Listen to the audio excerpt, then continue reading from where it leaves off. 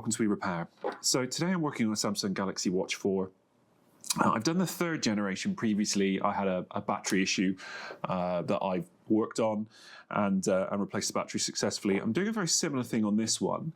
This one is overheating and not holding charge, so I'm assuming it's going to just be a battery. So we're going to give it a go. I also want to see what the differences are in this model versus the previous one. I'm led to believe that there's connections and things that are slightly different, and it's a little bit less fiddly. So I'm going to give it a go and see what's what. So taking the strap off first, we're then going to get the back off this. It's a tri-wing screwdriver you need, a very small one. Hoping the one I have fits, otherwise we're going to not be getting very far. I've not, as I said, done one of these before, so this is going to be a little bit of a try it and see what happens.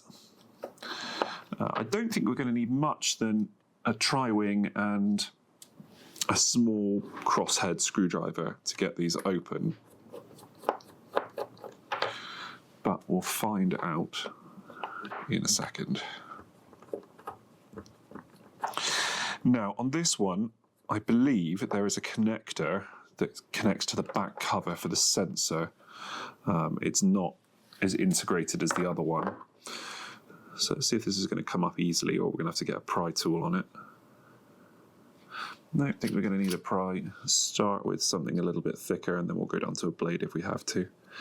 No, too thick still. Let's just quickly switch over to a little blade and see if we've got one here that's going to be in a good size. I've got a little blade. So I'm just going to see if I can get in between the black housing and the frame. Hoping with a little bit of prying it will come. I am marking this ever so slightly as well, so there we go. I reckon a little bit of heat is going to be potentially required here, but let's try without. Just hear it wanting to go. Switch off of that one. Use my Isesmo instead. There we go. So it's glued in with some fairly hardcore adhesive. At least I think it might be glued anyway, otherwise it's a rubber grommet. And yes, there is a flex cable, so just go steady as you do this. So where's that flex connected? Okay, it's there. So hopefully in a second you'll be able to see this.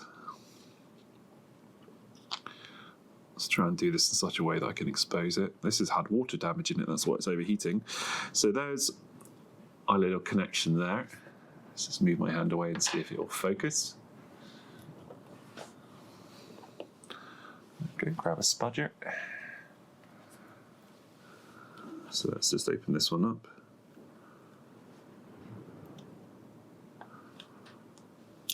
There we are. So it's not too bad inside, it's reasonably clean. I do think I'm going to get this in some IPA though, just because I'm conscious that it's not perfect. So anyway, that's our sensor disconnected, that's a whole back assembly off in one go. Next thing we're going to do is disconnect this, which I believe is the buttons, and this one here, which is the LCD. So let's just do that. Hopefully it'll go.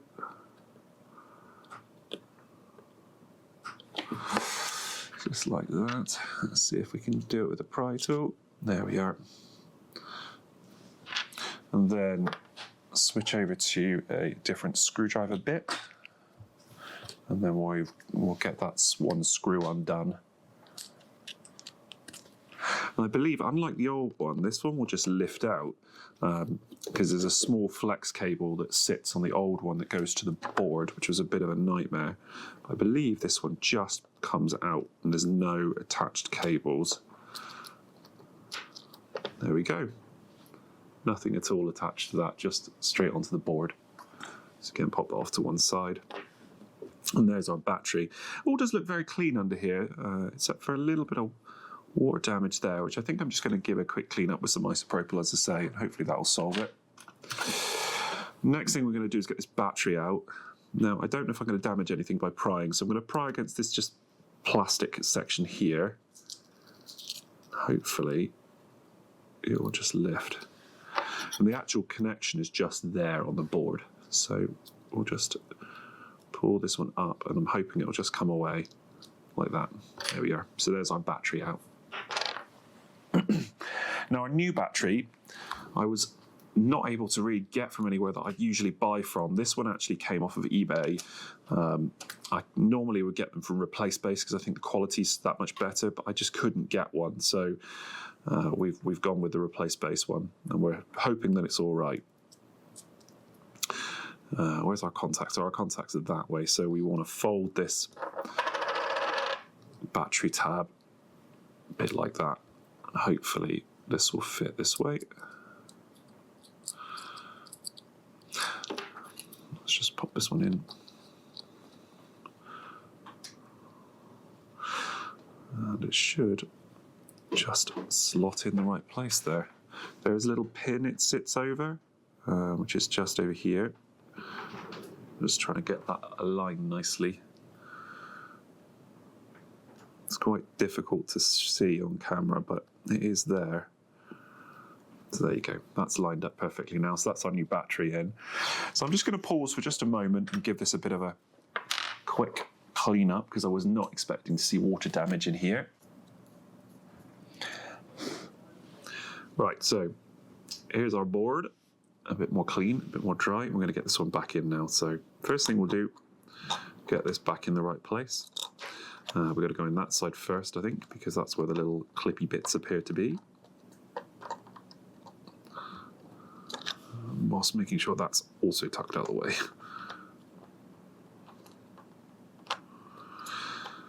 You knew it would be so tricky to get this part back in. There we go. Oop, there we are. That's in properly. No, I'm still not happy with that fit.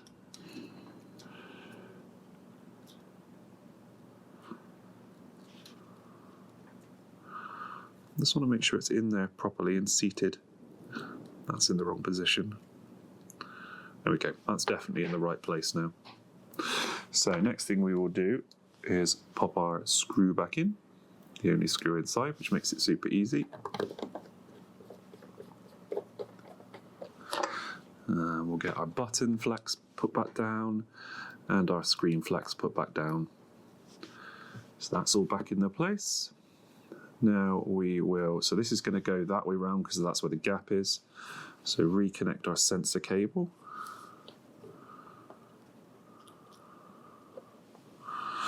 Come on, you little monkey. I think this is going to be a bit of an interesting one to try and get back in, because it's a bit of a pain to manage it. Okay, let's see if that's going to pop back down just like that. There we go. So that's connected back up now. And then we'll just make sure this is seated nicely. So just like that. And there we go. That's all sealed in. Change bits. And then we'll just get our screws back in, and hopefully that's it. And then it's just a question of us giving it a really good test and seeing if it's still overheating. And if it is, then there's something fundamentally more wrong with the board. But what that is another question entirely, and that might require a bit more of a strip down than I've done already. Cool, so I will wrap up there and get these last 4 screws back in. Hopefully that's all we need to do, and there's nothing else that is required as part of this. The battery is replaced. I'm sure it will probably need a charge to get it going, but I will do that off camera and not let you guys wait and watch. But actually, I think in terms of repairability from the Watch 3 to the Watch 4, it's much easier. I haven't done a screen on this one yet, so we'll try and get that done in a future video. But actually, the battery replacement's really simple. And they've removed that need for awkward flex cables and things, which is great.